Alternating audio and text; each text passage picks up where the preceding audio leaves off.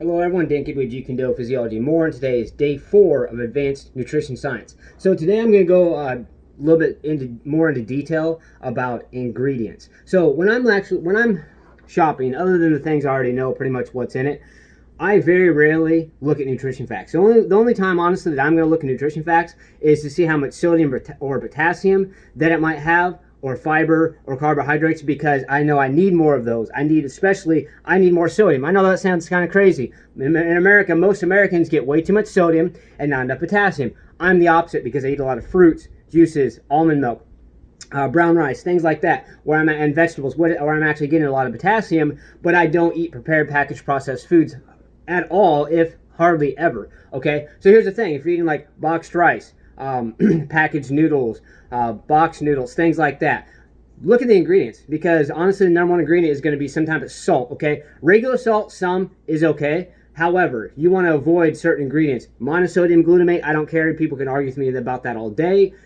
Avoid that as much as possible. High fructose corn syrup, maltodextrin, it's very, very hard to steer away from that because that's in so many different things, chips and things like that. I try to avoid it, but I do consume some things that have it in just because, like I said, it's extremely hard to avoid. Okay, with me, it's also very difficult because with my issue with wheat, there's a lot more things than people think that actually have wheat-based, like wheat flakes, wheat starch, things like that, which honestly is just ridiculous. If your kids are eating like the Chef Boyardee little cans of meals, look at the ingredients. I guarantee most, if not all, of those have high fructose corn syrup. Why in the hell would you need to put a type of sugar in something that's not even sugar-based? I'll tell you why. Because it's addictive. A lot of companies out there are putting ingredients in there to make you crave more. High salt diets, these prepared packaged foods that have a lot of salt, soups that have a lot of salt, it's going to make you crave more food. Sugar is going to make you crave more food. Stop adding sugar to things, okay? And even if you are right now, slowly, gradually reduce it. I don't even keep sugar in my house. Yes, I have kids,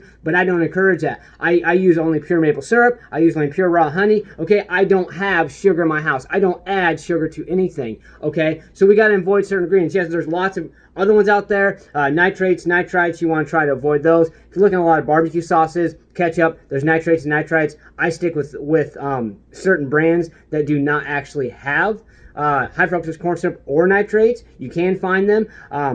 Just kind of look around. Like I said, look at the ingredients. Okay, now I'm not saying it's not okay to look at nutrition facts. You can look at the nutrition facts, but you would want to pay also attention to ingredients. It's not how much sugar it has, or how much fat it has, or how much protein it has. It's what the source is, how high of quality it is. If you look at hot dogs, they have a little bit of protein, but it's insignificant because it's just crap. It's byproducts of meat that honestly is going to give you little to no benefit in as far as protein to build muscle tissue repair and go for your amino acid complex, whatever you want to call it, in the body. Okay.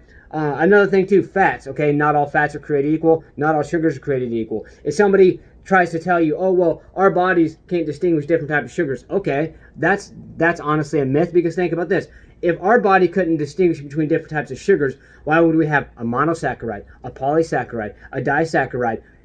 Obviously, there's different types, so our body can signify different types. Just same thing with fats. Okay, real butter has saturated fat. Yes. Oh no, run, don't use it. Bullshit. Stay away from margarine. Has vegetable oil. Vegetable oil is usually composed of a genetically modified soybean oil, which causes crazy things in the body, and or some might have hydrogenated oils in it as well, and other crap in it too. Okay, real butter, all I use is real butter. It's saturated fat, but it's a good saturated fat. Just like with coconut oil, has something called MCTs, or medium chain triglycerides, which is very good for your heart, very good for your brain, very good for men's testosterone levels, and to help balance women's estrogen to testosterone production, so they don't produce too much. Okay, the thing is moderation as well. You obviously don't want to go and just consume like a pound of real butter a day, but use your common sense. Okay, so come on, we got to do this. We got to pay attention to those ingredients. Please comment any type of feedback if you have questions about more ingredients, or if you really want to have a discussion. So let's stay motivated. Believe in yourself, believe you can do it, and believe that you deserve it. Let's get out there. Let's go.